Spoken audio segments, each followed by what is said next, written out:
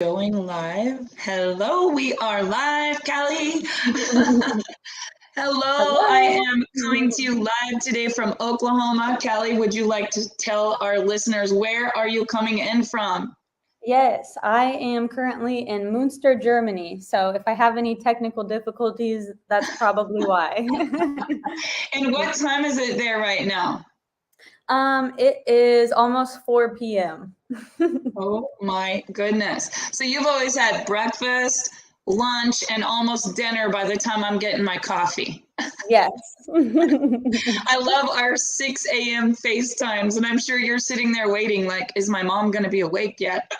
Oh yeah, I feel like my daily routine, like the past 8 years, or I guess ever since I went to college, was like wake up, call my mom, and now it's like wake up, wait 6 hours, talk to nobody, then call my mom. And the weird thing is, I don't think I've ever missed a night texting my kids, good night, I love you. And now I'm like trying to text you by 6 p.m. Morning.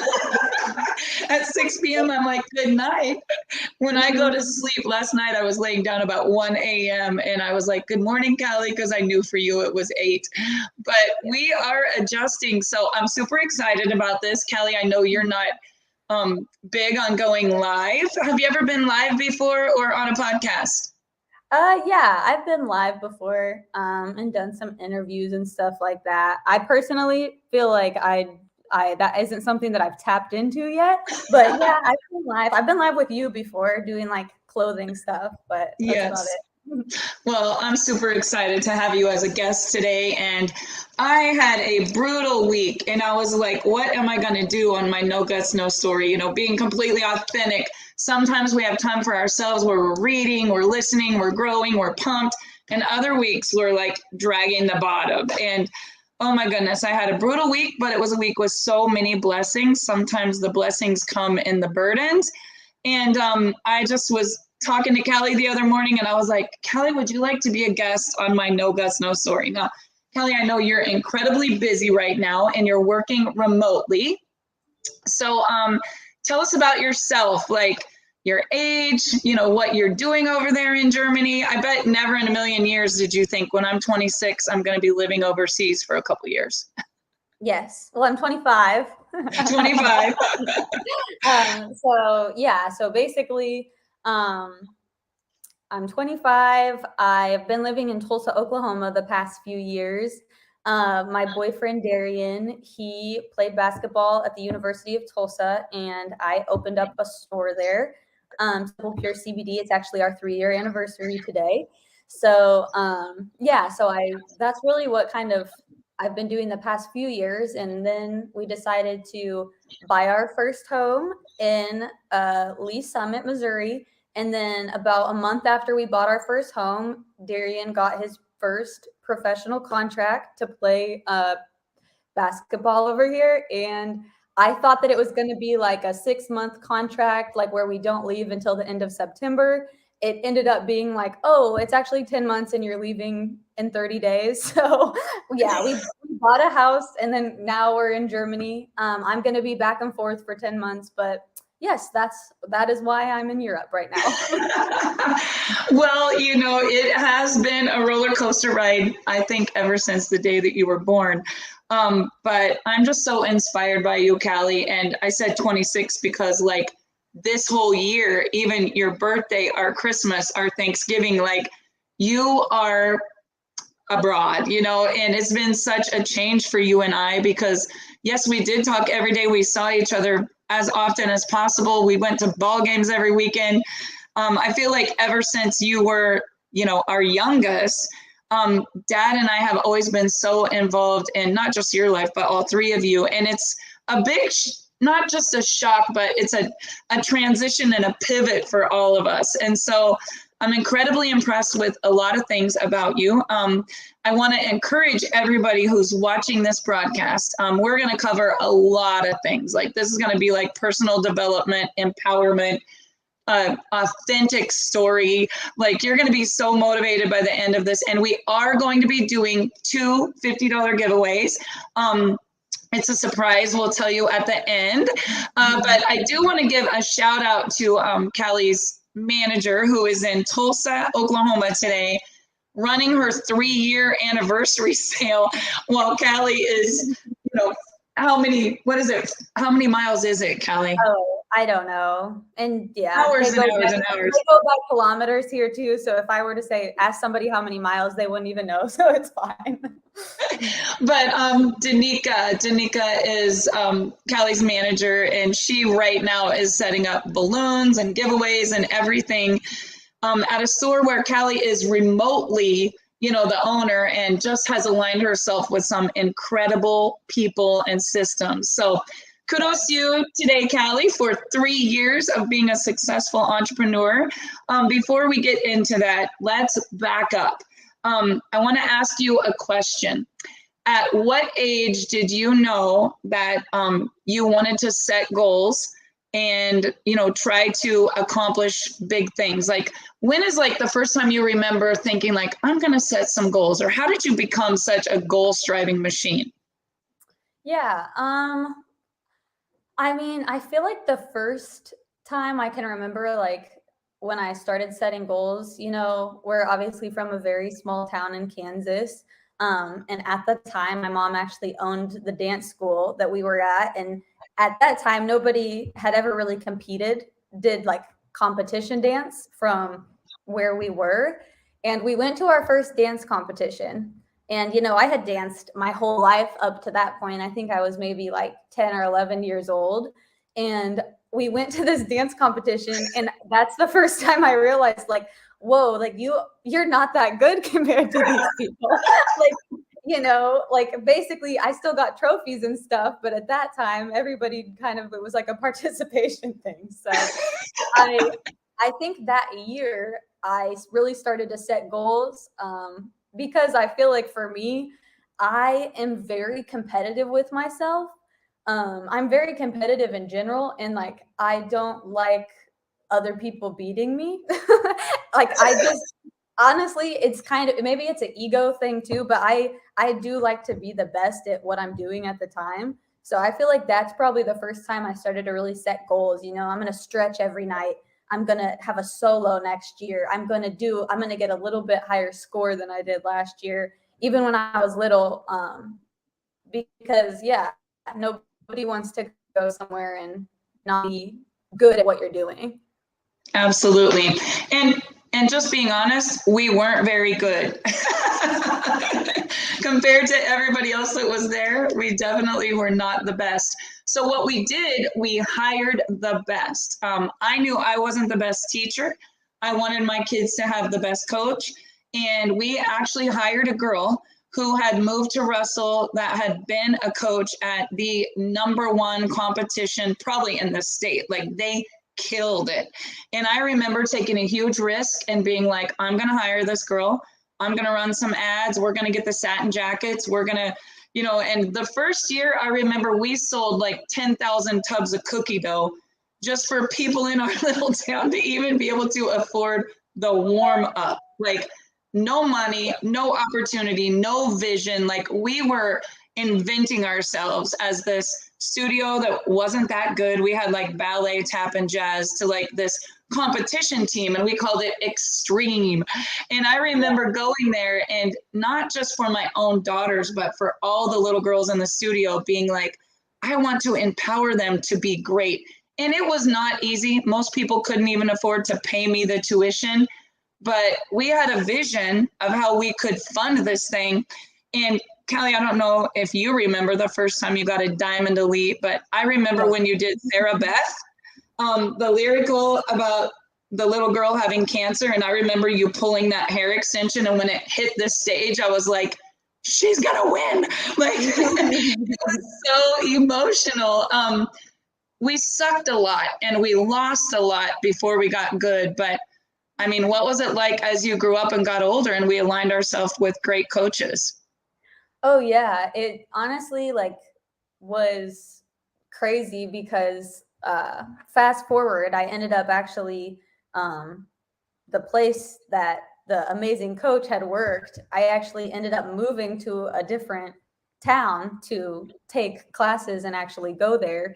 And I went to a different high school, And it kind of came full circle because it was kind of like when like I would go to competition and see these girls with like, oh my gosh, they have like, you know, $400 worth of rhinestones on their jackets and this and that. And like at the time it was so new to us, where then I guess like when I got to high school and like I had been practicing so long, it kind of came full circle, because then like I kind of like was a part of the team that I had always like dreamed of being on. So it was pretty cool. And honestly, like even if we didn't get like top of the top first at certain competitions, I was still just like grateful to be a part of like something that I was really proud of and like I worked really hard for, because I definitely was like the little girl at competition before that with the flexed feet that wasn't flexible, that couldn't turn. So yeah, it didn't come easy for me, but I did work very hard, and then it ended up working out. Yeah, and we don't have a lot of time this morning, but crazy thing is, you guys, the law of attraction, Callie always dreamed of being on this championship team. They won all the national trophies. And I built 2 dance schools the whole time the girls were growing up. One in Great Bend with, a couple hundred students, one in Russell with like 60 or 70. I just thought, I'm building a legacy, like my girls are going to take over these dance schools.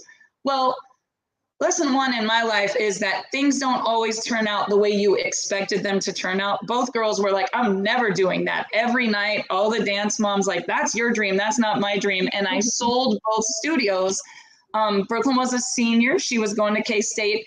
Callie was a sophomore, and her and Chance talked us into moving off of our acreage to a different town when they were the best. They had become the best in our little town, whether Chance was playing football or Callie was acting, she was singing solos, she was in dance, she was in cheer, she was doing everything. And I was like, why would you move when you're the best? And my kids were like, we want to grow, we want to be better. Long story short, we sold both dance schools, and the one that Callie ended up dancing for purchased the dance school that I owned, and her one day I want to be on this team became her mentor and head teacher. So it was crazy. The law of attraction is so real when you set goals.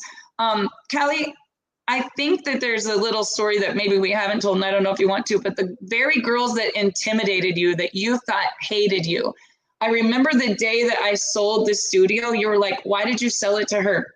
Those girls don't like me. How did that turn out? Yeah. Basically the thing that I was scared of the most with, going to a new high school, going to a new dance school, anything, you kind of have these like, you like tell yourself lies, I feel like, your whole life, or you'll hear one little thing and then you'll be like, oh my gosh, like this is going to be the worst thing ever. Yeah, those girls are literally like still some of my best friends to this day. One of them right now, oh, I don't want to cry, but I'm actually missing her bachelorette party right now. It's okay. Yeah. It's emotional. That's sacrifice. And, that very girl that Callie was so intimidated by became her best friend in high school, her roommate in college. And Callie was to be on her way to Nashville, or in Nashville right now. She was going to have her open house, her anniversary sale, and be at this bachelorette shindig with all of her best friends in Nashville. And sacrifice is part of our topic today. It was not possible, for Callie to have a visa and be overseas with someone she loves and be in this chapter, to leave and not be in her class that she has to be in, was not an option. So Callie, that's why I admire you so much. We've had a brutal week. It's been emotional, both of us, just a lot of tears, a lot of prayer, a lot of hard decisions. And the fact that you're there and all of your friends are probably already partying today, celebrating your bestie, you're not able to be there. Sacrifice has been a big word in your life a lot. I can look back to your high school career, on up. We've made so many sacrifices where we both were like, how are we going to get through this? But you always come out, because that obstacle becomes opportunity. And I think a lot of people will not do the hard things and make the sacrifice. So setting goals, you said it happened when you were at a young age. What did moving and stretching and leveling up at that dance school, what did that do for you as you graduated high school and went on? Like, What would you say came out of those hard, getting out of your comfort zone, going to a new school, facing the girls that you thought hated you? Like, I know you weren't in the front row, and you had always been front row, 5 solos, the best. You in Brooklyn were always the best at Barb School of Dance. Then we switch, and you're not the best. What happened when you moved to that new dance school? Yeah, I think just in general, like moving to Hayes from our small town, which Hayes isn't like a huge city by any means, like, but I think that was kind of like the first time in my life where I like really like grew way faster than I had ever like grown before in a lot of areas. And I guess what came out of that, literally like my best friend Kristen is a huge thing that came out of that, which I'm very thankful for, and all of my Hayes friends. And then I ended up somebody that I danced with, a family friend. She actually she was short like me, and she kind of like inspired me to start cheering. So my first year at Hayes High, I didn't do cheer because I moved too late and I couldn't try out. So I just focused on dance that year and track. And then I decided, I think I want to start cheering. Like, I think this is maybe something I want to do in college. But, I have never taken tumbling classes. I've danced my whole life, but I doubt I could make a college team.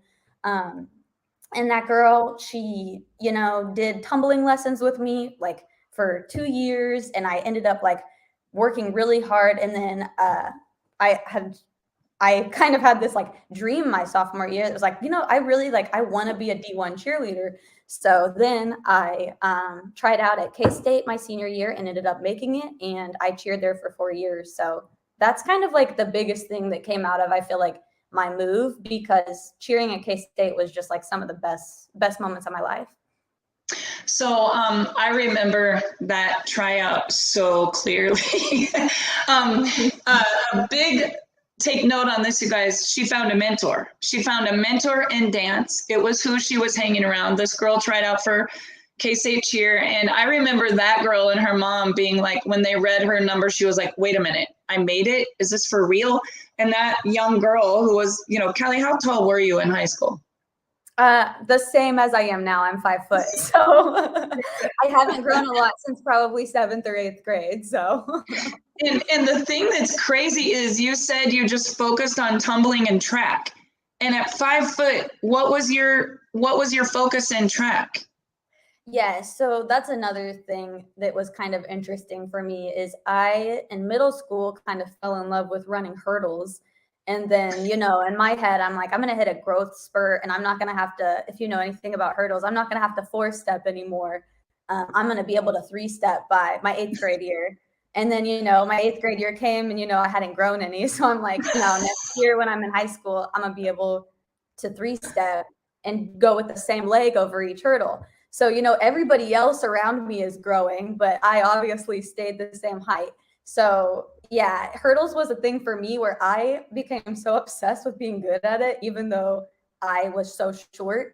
I was pretty fast, and yeah, I ended up making it to state even in high school all the time, just 4-stepping the hurdles. And yeah, it was a definitely like I feel like that was one of my big goal setting things. My dad made me PVC pipe hurdles in my front yard, and I would be out there with him and he'd be coaching me. I don't even know if he really knew what he was talking about, but we'd be YouTubing stuff. And I had 2 awesome track coaches. Shout out to Coach Musel. He definitely helped me level up a lot in hurdles. And yeah, I ended up being pretty good at it in high school, but that was kind of funny because everybody else was definitely way taller than me that was running hurdles in high school. Way bigger, way taller, way intimidating. And, I don't have a lot of athletic skills. I would always say, oh yeah, it's her dance that's helping her leap over those hurdles. But actually I was just really good at taking pictures. That's always been my, I have lots of photos I can post. Yes. Yeah. Hurdle photo story. It's so funny. My friends, Ashlyn and Maddie, who I ran hurdles with in high school, we were in our blocks at, I think it was like districts or something. and it's like raining and we're in our blocks. Like I'm very nervous, my heart's beating, and I'm in my blocks and I look up and my mom wanted to get this shot between the hurdles where she's laying on the track on her belly with her camera at the finish line to get this picture. And right before they shoot the gun, I just see my mom like laying on the track, and I'm like, all of them are looking at me like, what's she doing? And I'm like, I don't know, honestly. Like, just let her be, she's just gonna do it. But I've always had several devices. To me, it's all about the Kodak moment. And, it was crazy because I didn't know a lot about track, but Dave and his mom, they would be looking up everyone's times and how tall they were and how many, state championships they've won. And it did not matter who was out there that was bigger, that was better, that was faster. In Callie's mind, she was the best and she would strive to be the best. And you would watch her little legs like this, and then this other lady would be like this, like, I don't even know how to explain it. Like this adrenaline would just kick in. And some of the happiest moments of our life, obviously watching our kids compete. But fast forward, Callie, setting goals. I know you and Dad spent a lot of times out front. I mean, we have this beautiful front yard, and I had white PVC pipes half the year because it was training camp. It wasn't just when you were at practice, but it was when you got home at night. It was early in the morning. You became obsessed with setting goals, and it worked for you. It worked for Brooklyn. It worked for Chance. Your dad has always been amazing at just empowering you guys to be the best at everything you ever wanted to compete at. But then back to our story with this mentor in high school and then college, you make the K-State dance team. Like you go to college, you're there with your best friend. Her dad's one of the biggest doctors in Hayes. A lot of your friends you could compare yourself to and what we were going through. I would have to say the year you went to college was probably, as a family, one of the most devastating years of our life. Nobody died, but Dad and I were not in a good spot, and we lost everything financially. And I felt so bad, because here you're going to college and, we've moved and we've got this 10,000 square foot home in one town, and we've got 22 acres in another town, and we have, boats and cars and whatever. We had a lot of success up to that time. And all of a sudden we find ourselves making a pivot, and I am like, how are we going to pay college tuition? There was no Pell Grant.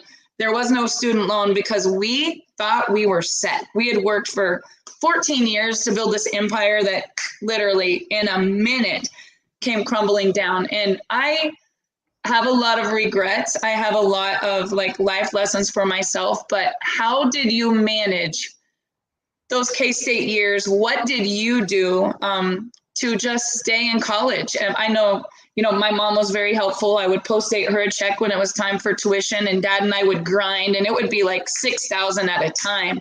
And you were working so hard at that time, and you were a college athlete, and you were a 4.0 student. We've never really talked about this, but how did you get through that? And you contributed a lot to paying your bills in college and stuff. How did you get through that in those years? Yeah, I think, I've kind of always had an entrepreneurial spirit in college. I feel like it kind of got crushed a little bit just because you're so busy doing everything else. You don't obviously have a lot of extra time to focus on stuff like that. But I feel like during that year, I kind of decided hey, I want to really just be more independent and start paying for everything of mine on my own. Because to be honest, we did grow up very blessed. You and Dad obviously provided for us anything that we ever needed, where in those times obviously you still would have figured it out, but I was not I guess at that time something switched where I was I want to do something and I want to start being independent. I started a little Poshmark store, which I still have. I sell a ton of my own stuff on there now, but I was ordering stuff wholesale and flipping it on Poshmark, Facebook Marketplace. I started a spray tan business for all the cheer girls. every Friday night before the games, there was about 20 naked people in my garage, and it was Sprays by K. And, you know, we made it work. But yeah, that's kind of where it really started. Like, okay, I'm gonna start like making my own money. I'm gonna start making sure that I guess I just didn't want to ever put you guys in a position where like you were already going through something. I wasn't even going to put myself in a position to ask for anything anymore. I can remember I would feel good about myself if I just drove frozen leftovers and put them in your freezer every week if I could, because I missed you so bad. Yeah. But I was going to say, yeah. I think I saw you every week. I was in college, so I never really got homesick. Well, Dad and I were so proud, and we would come to the K-State games. And I do remember Kylie would be like, Dad, when you get here, you can't come in. There's 20 naked people in the garage. And Kelly would have the spray tan machine going. And, you know, I remember a lot of times her friends would be going out. And I know, Kelly, you got to go out and do fun stuff. But you weren't in a sorority. You were cheer to the core. You were studying to keep your grades up. You were trying to get into medical school. And you sacrificed a lot. You paid for your own groceries, your own gas, whatever. And you sprayed a lot of naked people for $20 and $30, you know, a spray. But we were so proud of you because we could see that you felt confident that you were doing something. Nobody was, you know, handing it to you. You definitely didn't get your brains from me. I was a C student at best, never went to college. No way could I have ever went to college. I was just a workaholic entrepreneur. But, you know, you graduated college, you had a 4.0 grade point average, you were striving to get into medical school, and tell us about that. Yeah, so basically going to college, I knew in high school, you know, I really liked science and math, and I knew I wanted to go to college to cheer, to be honest. That was kind of my main priority.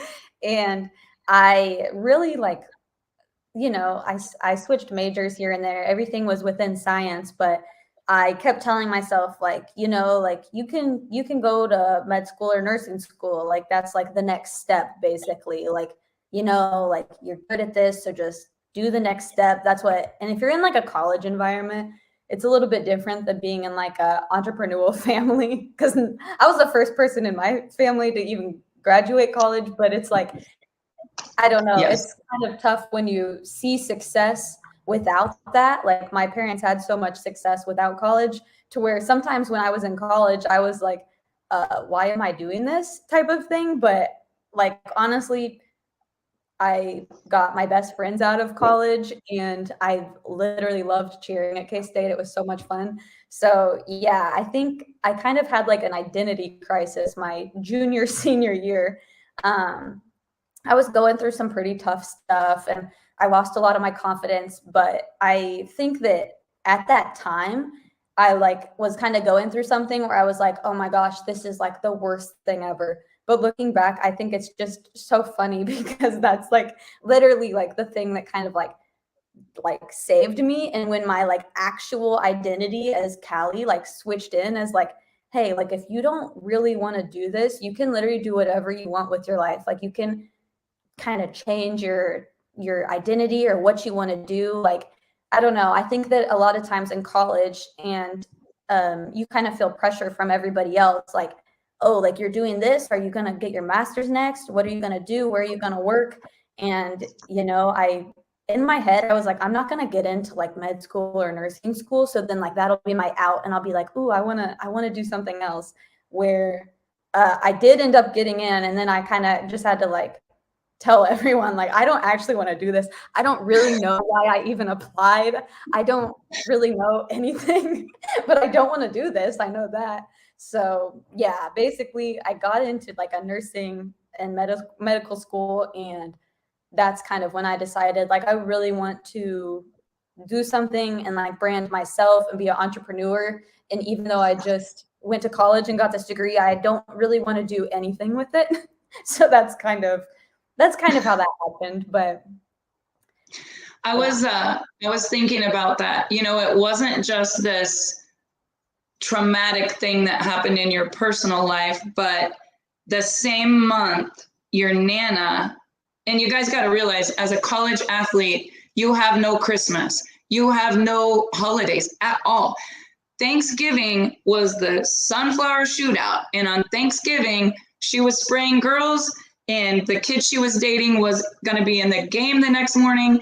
And like, I think about that. We never had a Christmas for 4 years, actually 5, because before you, Chance was playing K-State football. And, you know, that year we didn't have Christmas. I remember you broke your nose in cheer and you had a nose surgery. You were home with dad. I was at a bowl game. That was our Christmas. The next 4 years, you were at a bowl game every single Christmas, and you were at the other game every single Thanksgiving. So holidays really have been out the door for us for like 9 years now, which is kind of a sore subject with me, because how I thought our life was going to be is so different than how it actually is. But it was a sacrifice. Like, you were all in as a K-State cheerleader or an athlete. And we just had to get used to, like, hey, you know, it's kind of like jail in a way when you're the mom. Like, the college owns your kids for those years. And I had to really adjust and realize that you couldn't get depressed and sad because things don't always turn out the way you think they're going to turn out. That year, Callie, we saw you for just about an hour on Thanksgiving Day, and then you had to get back, you know, to the game. And Nana Cindy had just been diagnosed with 90 days max to live. They had told her, celebrate Christmas early. We weren't even going to be together on Christmas because of the K-State bowl game. And like, our whole entire world was like shattering. Your oldest sister was going through some traumatic stuff. Nana was sick. Dad and I were trying to rebuild, you know, this income that, you know, had taken 15 years to build, and we were in like our second or third year of it. That wasn't working. Like, it was just an absolute where you're like questioning, is God real? Why is all this happening? And I remember when you were like, I don't really know if I want to go to med school. And how you had imagined your life the past 8 years was completely shattered and different. And I remember you wanting to be by yourself, you know, and really working on yourself and like taking trips and traveling like every weekend. Like, I'm going to go see Chance. I'm going to go to Miami. I'm going to go to California. And I knew that you were like hurting and you were aching. And as a mom, the hardest thing I've ever been through, and I've been through it with all 3 of you, where you've been in your character building years. What did you do in that lowest point of your life? You've talked to me about a lot of the depression, the athletic depression, you know, after you've been this amazing K-State flyer on all the posters. You were on the Black Lives Matter, you know, campaign posters. You were leading your team. You were choreographing. You were stunting. Like, you were 4.0. You just were such an overachiever. And then you were by yourself in a loft apartment, and it was nothing that money could fix. It was nothing that mom and dad could fix. No, I mean, it was just you and God. What happened, if you can share that? And if you don't want to, you can say next question. Oh no, I think, like, honestly, it's so funny because I feel like if you've been through anything like where you like were really depressed, and maybe I have dark humor, but I feel like now, like, looking back and like how I like thought and reacted to things, like, it's like honestly just hilarious because number one, yes, I was like very sad and depressed. But I think it's funny once you get out of that. I think I like use this expression a lot. It's like you're like in a forest and you're just like staring at a tree in the forest, and you like can't see that there's a whole forest around you because you're just staring at this like one depressing subject. And then once you're out the forest, you're like why the F was I just staring at the tree? Like, you're literally fine. Like, you're fine. Like, life is literally better. But yeah, I think that takes a lot of work. I think that the summer in Kansas City that I really spent like growing, you know, I started really, I think, like, you know, we grew up going to church and stuff like that. But I think everybody has to kind of find faith on their own to really have it for themselves. I really formed my own relationship with God. And I think that is like really important for me because I kind of feel like my whole life, high school, everything was pretty like cookie cutter, to be honest. Like, no real horrible hardships had ever happened to me where, yeah, family stuff happens, personal life stuff happens. And then you're like, how do I deal with this? Because I've literally never dealt with these emotions because I had such an amazing like childhood, to be honest. So it was kind of interesting to kind of go through all that and kind of discover myself, though, because I think that sometimes like whatever is your like lowest point in your life is really like what kind of like defines you and where you go from that. Um, so yeah, I'm so thankful for those times. And honestly, it was like some of the literal most fun times of my life too. I grew my relationships with my friends like so much more than I ever had in my life. And like literally like was just I like became a different person that I am now today. And it's literally just like, it's crazy because yeah, sometimes things don't really go as planned, but it ends up literally setting you up for the blessings that you're actually meant to have, which nobody wants to hear that when you're actually going through things like, oh, this is setting you up for something good. You're really like, shut the heck up. Yeah, like, so you don't want to hear it at the time, but I feel like for me, it was kind of like the light at the end of the tunnel being like, oh, I like literally like love myself. I have my own relationship with God. I'm closer with my friends than ever. Like, and now I have that to this day where, sometimes I think if bad things don't happen, you're just kind of living in limbo and you're like living kind of like imposter syndrome. Like you're not like, you think that you're somebody else, but you don't actually know yourself. Absolutely. Callie, I know you coached a lot with Maxandra de Rosier. I remember she sent you a book during that time, and I'm like, Callie, if you just read this one chapter, and you were so broken. You were like, I don't want to read the chapter. Like you would get the book and it wouldn't hit you right or whatever. I know Max helped you so much, and our whole family. She's been an incredible life coach, prayer and everything. But who did you turn to for young kids that are listening to, like, what's a good book that you read? What's a good pastor? Like, how did you build your faith when, like, yeah, I took you to Bible school and we went to church. We had an amazing Pastor Kyle. But what do you plug into for that faith? What's a good resource? I think for me, I listen to like a lot of like Esther Hicks, which people kind of have mixed emotions about, but I personally love her. I like Pastor Todd from Transformation Church in Tulsa, Oklahoma, which it's so funny because I started like listening to this pastor and I fell in love with his messages. And it's one of Darian and I's first dates. We went to church in Tulsa, Oklahoma, and I didn't put it together, but it was the pastor that I had been listening to for 2 years. So yeah, it definitely came full circle. But if you do believe in God or have faith, then I think Pastor Todd is literally like the best of the best, and I love him. So that's awesome. And I'm so thankful that you found a man in your life that has that faith and, really believes, a believer, because I feel like that one of the biggest decisions you make in your life is who you're going to spend your life with. And if you're a believer, it's really good to be connected to a believer because you got to have God first in everything. And I know that, then you decided to move to Tulsa, and what the heck, one day you didn't tell me, you told Dad you were going to see a boy. And Kelly was like, I'm never introducing another boy to my mom because okay, and then we're not even going to get on that topic because I loved him right away, but Callie was really making sure, we definitely love Darian Jackson, and you were looking for like an entrepreneurial thing that you could do. Obviously, one day you were like, I'm not sure if I want to do med school. You decided you might take a year off. I remember you were shadowing, Callie, and I think it's really good to share with people, like, your best friend's dad was a doctor. You were shadowing with a doctor. Even during college, you were driving like an hour and a half shadowing. At what point did you realize you didn't want to go into the medical field?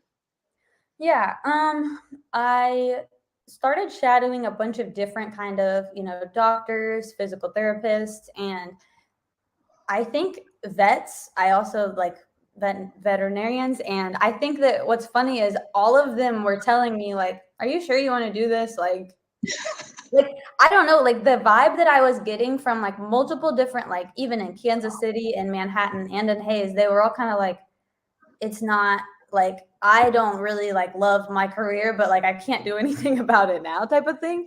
Where I was kind of like, it was kind of like a vibe that it was giving me of like, dang, like I don't really think I would like it either then. And I did actually really like Dr. Potter and Hayes. I shadowed at his plastic surgery place, and I actually really, I think that that would be such a fun career. But for me, it wasn't like lighting the fire in me that like I was like looking for. Um, and I think that, you know, at the time, my brother's 2 years older than me. And if you know me, you know, my brother's like literally like my best friend. And I kind of have always like wanted to be like him, to be honest. Like, even like, say, like we went fishing when we were little, like he'd have his shirt off. So like I would take my shirt off, like as like a little girl, to be down there with the boys. Like, I don't know. I thought it was like cool. Like, I just always have thought like my brother is just like my best friend. I just always wanted to be like him.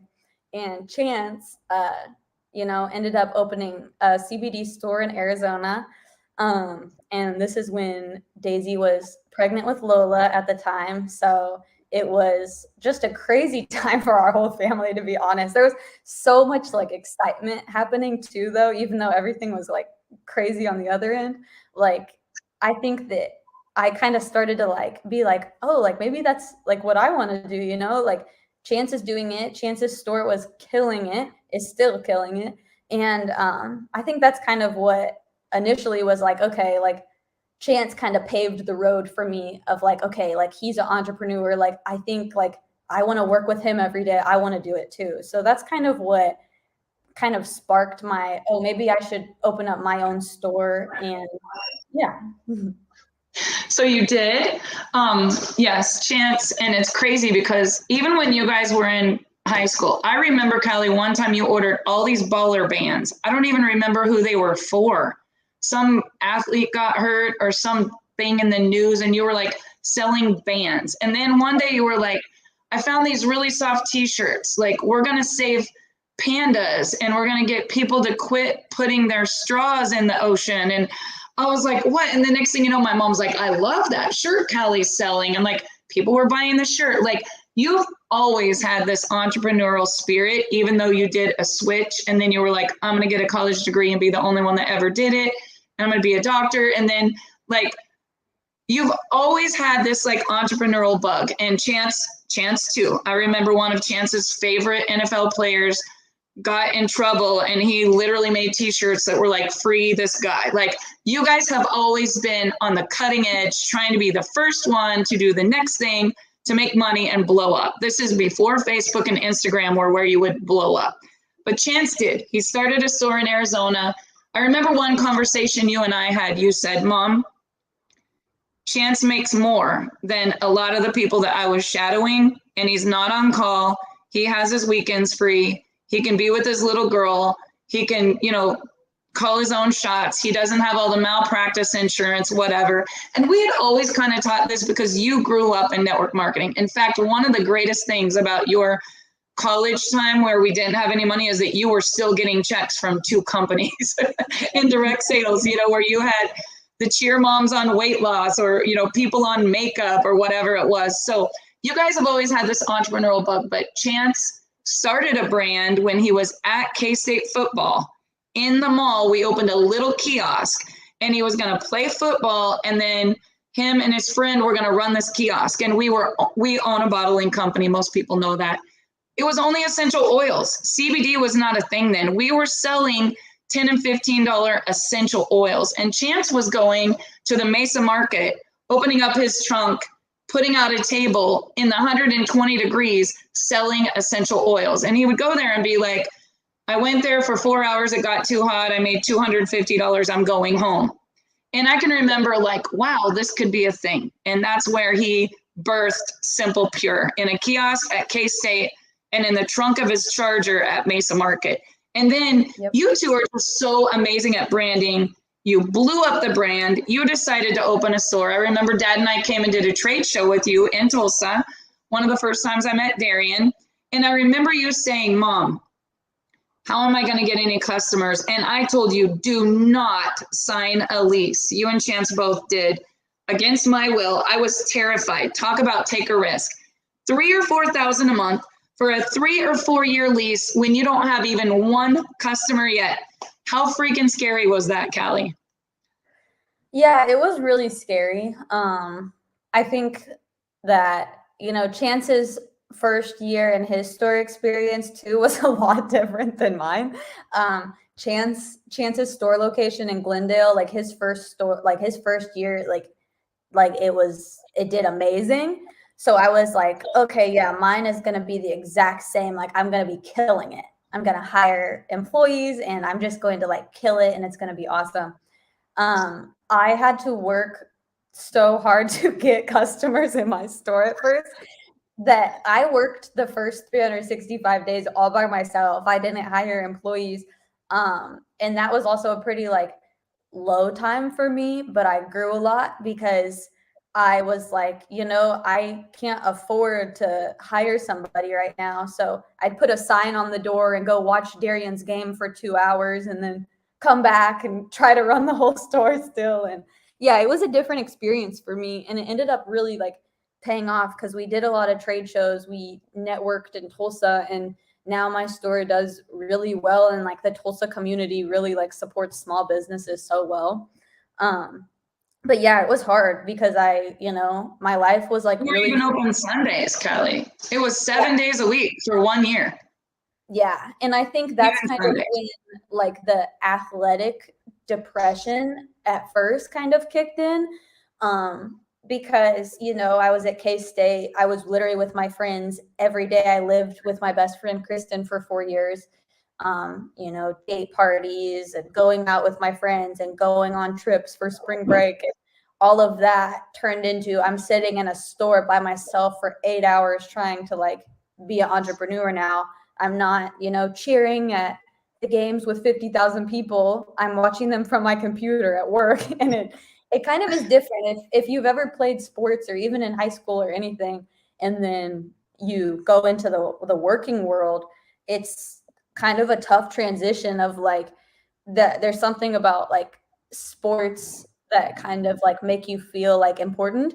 And then when you don't have that sense of community anymore, like it didn't even matter once my store started doing good. I was always like, dang, like I really miss cheer. Like I really miss dance. I really miss doing something that makes me feel important. And yeah, it was that was like a rough, I would say the first 6 months because I worked every single day. I was like, what am I doing? I wasn't cheering anymore. I was in Tulsa. So I had friends in Tulsa, but like all my friends, you know, we live in different cities now. We just graduated. So it was a weird transitional year. And it was pretty depressing at some points, but yeah, I think it's another one of those things that sometimes what you think like is your lowest kind of catapults you to what you're supposed to be doing. So what was it like when you were at K-State and you would run out with the team and you would do your backflips and be on the top of this pyramid? Like that had to be the biggest adrenaline rush of your life.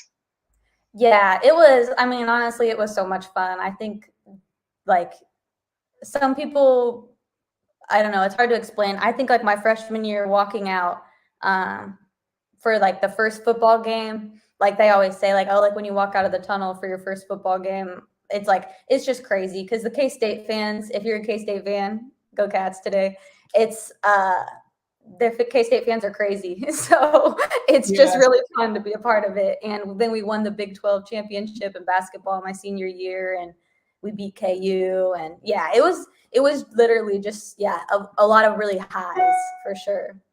So there's a lot of young people that are going to get this. If you're watching, share it on your wall. We're going to be giving away some gifts. Callie's, we haven't even talked about your businesses, Callie, but we are going to send some free gifts. We're going to pick what you have to do to win is share the podcast, share this YouTube, share this Facebook Live, wherever you're watching it. We're on a ton of platforms. And then comment done and tag your friends. Just put the @ and your grandkid, your daughter, your son, your friends, your sister, whoever.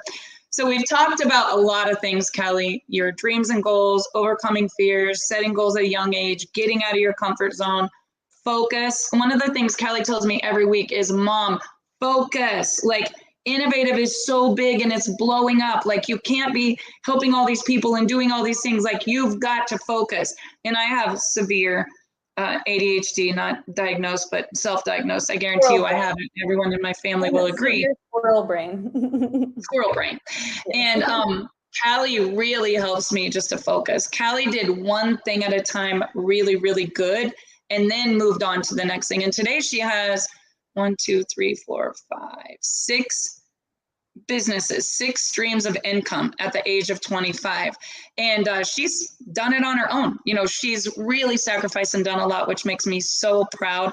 Most recently, stepped out of her comfort zone and did it again. So we've talked about so much, Callie. You did not conform to just be like, I'm going to school, I'm getting an education, I'm going to do this. Did you worry about disappointing people when you made this pivot? Yes, a little bit. I think I knew that I wouldn't disappoint you or Dad necessarily, because like you were kind of like, we don't even care if you go to college.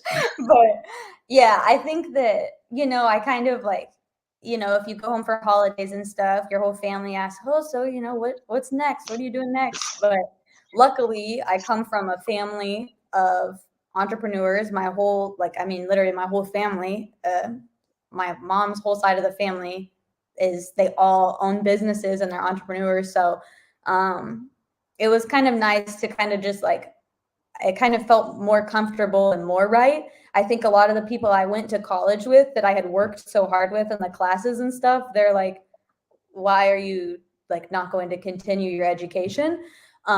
Like, are you really making the right decision? You know, it's hard to come back if you take a year off and stuff like that, where yeah, it was a hard decision, and it was kind of hard to like talk about it first, because it's not like Simple Pure in Tulsa was doing really good right away. So I feel like when you talk to people about like, oh, I'm majoring in this, like it was something I was kind of proud of, where at first I was like so scared that my store wouldn't succeed that I honestly didn't even really like tell people I was doing it for a while, because I was like, I don't know what I'm doing, like, you know. So yeah, I think so you're like, if it goes away, at least nobody knew about it. So you weren't really like branding yourself.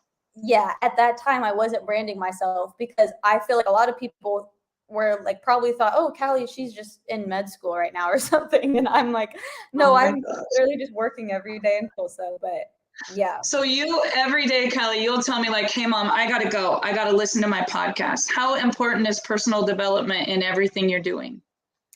I would say that's like the number one thing that is important to me, is putting good stuff in my brain. I think like right after college too, I kind of like, just with social media and everything with my generation, it can be really good and really beneficial, and it can also be really toxic and bad for you if you're not doing it correctly, I feel like. So yeah, I think listening to at least like one good thing or reading at least 20 pages of something good a day has been really good for me. I'm also a really big advocate for mental health. So if you can, like, I have a therapist, which like, there's nothing that I really like need a therapist for, but I personally just like love when I talk with my therapist, because I think everybody in this crazy world, there's too much in our brains. So I think if you listen to a podcast or you have a therapist or you read, it kind of helps untangle it a little bit. So absolutely. And we're big on that. Mental health. We have a lot of depression, suicide, addiction in our family. And Kelly said something earlier to me. She goes, Mom, there's nothing to be ashamed of. It doesn't mean you're weak if you have a therapist or you need mental health support. It means you're strong enough to stand up and be like, I'm putting myself first. Kelly every day works out. She's all into nutrition. She's all about the patches. Kelly, you're big on nutrition. You're big on working out. You do all of our social media on TikTok and a lot of our Instagram reels for our nutritional company. If any of you have questions how to blow up a brand on social media, Kelly, you can always reach out to her. I'll post her info here. But most recently, Kelly, you told us, and we only have about 5 minutes to wrap this up, so I'm just going to have to put your little bio. You purchased a home and you were 24 at the time, trying to get approved for a loan. The banks were like, you need tons of money down. You don't have enough years of your business. You're self-employed. You don't claim enough on your taxes. And you never gave up. Like you and Darian were like, we're going to figure this out. You didn't know you were going to buy a house and then move overseas and have this house. But that was a dream come true as well. I mean, you guys have just attracted so much good in your life. I could interview you for a whole nother hour, so we'll get you on another podcast. But you had a great experience with someone that helped you get a loan, and then you like reinvented yourself again. So you bought a Tesla, you put it on Turo, you bought a car that you put on Turo, you bought a home that you're not going to put on Airbnb, but we did do a condo last year that you put on Airbnb. You've got real estate, you've got your graphic design business, you have your Etsy, Barky's dog chain business, 20, 30 orders a day. Like we're crazy with that. Your Simple Pure store. And then you're like, hey, I'm going to study and I'm going to get my license. What's your latest endeavor? And tell us how exciting that has been. So when I was getting my loan as a business owner, sometimes if you've ever tried to get a home as a business owner, you know, it's a lot more difficult. So I actually ended up getting a loan. Shout out to Frank and Megan. I think they may be watching. They helped me get my first home loan. I did a bank statement loan, and I ended up falling in love with them in the process so much that I was like, I know this is crazy and I'm going to be overseas for a year, but I think I want to be a loan officer. And I think that I want to help people like this too, because I want to have something to do every day if I'm overseas. And I'm a loan officer now. I studied, I passed my test. I work for Supreme Lending. They're one of the biggest lending companies in the world. They're based out of Texas. And so Frank and Megan are my mentors, and they're loan officers at Supreme as well. And the past few months, that's what I've been doing, and I absolutely love it. I think everything that I do, mainly, I think like my passion is just like, I like to help people and I like to provide in some sense. So whether it's, CBD and helping people feel better, or innovative and also helping people feel better, or Barky's is just kind of my fun little side thing that ended up blowing up. And Turo, also shout out to Chance. He's the only reason why I started doing Turo. I just wanted to be like my brother again. So yeah. And now I'm a loan officer. So if you need a home loan, I'm your girl. Well, and I love it because I've seen you help a lot of people get a loan that don't think they could move into the home of their dreams. And it's just so exciting to see you succeed in a brand new environment. So this week you were not able to travel home. I know you're in full-time classes learning German, so you can have your visa over there. So every day Kylie wakes up, she works on our Instagram, TikTok, and Reels, does all of our innovative video posting there. Then she goes to class, she does German class, then she gets out, she works with her employees, and then she's grinding. Last night it was 1 a.m. for her. And she's like, I've been working 12 hours. I got this loan approved. Like, I'm just so inspired by you, Callie. I cannot wait to come to Germany. You're just a few hours from Paris. You're just a few hours from Amsterdam. I know we're going to go to Greece and Amsterdam and Paris, and we're going to travel the world. But right now I miss the heck out of you. And we're trying to find a way to get your little dog passed so I can get him there next month. But in closing, Callie, you have covered so much. You're wise beyond your years. You have talked about perseverance, overcoming fears, setting goals. Anyone who's curious about getting a home loan, I have the link. It's calliepitcock.supremelending.com, or you can just Facebook her. But in a nutshell, Callie, I'm incredibly proud of you. A lot of young people are watching. They're going through depression, something traumatic, maybe a breakup, maybe financial, maybe a loved one with cancer, maybe reinventing themselves. Maybe they hate what they went to college for. Their parents always thought they were going to be this, and they don't know how to not disappoint them, or they're comparing themselves to everyone else on social media, or they're the shortest girl with the lowest self-esteem looking at this other person thinking, I can never be like them. I'm from a small town. My parents just lost everything. I'm the shortest girl. I'm in the back of the row. Like, how do you tell them you can get up front? You can be somebody. You can get through this. You can rise up. Like, what's your number one advice that you would say to them And I know you're probably going to get a ton of messages. What would you accredit your success to? I think it's really just who you surround yourself with. Thankfully, I grew up with parents that are motivational speakers, but if not, literally listen to good things every day, put good things in your brain, listen to good things. And yeah, I think it's all about who you surround yourself with and who your mentorship is. That is amazing. Well, we're super excited for you and Darian. I know he had a game yesterday and they won. Unfortunately, our events are happening in the middle of the night for Callie, and their events are happening in the middle of the early morning for us. So we're on a completely different time zone, but very soon we are going to be reunited in a European country, and I can't wait to come to Germany. Well, thank you so much for sharing, Callie. Is there anything that we missed?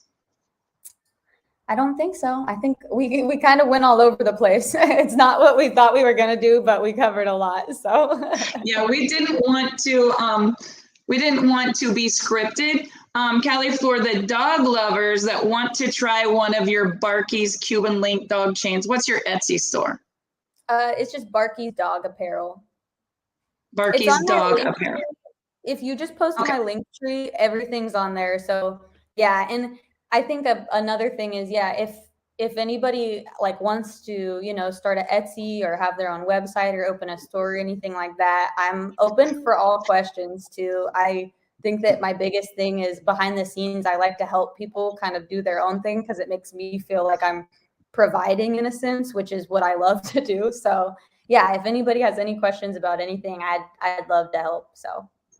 So Callie can mentor you to be an entrepreneur, whether you want to do direct sales, whether you want to do car rentals, Airbnb, start your own store, whatever it is. She is amazing, and I'm so proud to call her my baby girl. So thank you so much, Callie. I got to jump off here and do our company training, but we will bring you back on as a guest again. And any of you who have any questions, just reach out to her. She is authentic, real, and one thing I'm going to preface it with, if you don't want Callie to tell you what you need to do, don't ask, because she will not candy coat it. She tells me every day, Mom, why are you doing that?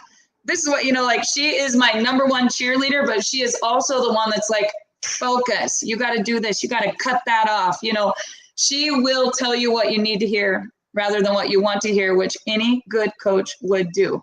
And I think that's an attribute to all the great coaches, including her K-State cheer coach, Danny, who we absolutely love like a family member. But anyway, more to come from Miss Callie Pitcock and Darian and their adventures in Germany. But I hope you guys enjoyed today. No Guts, No Story.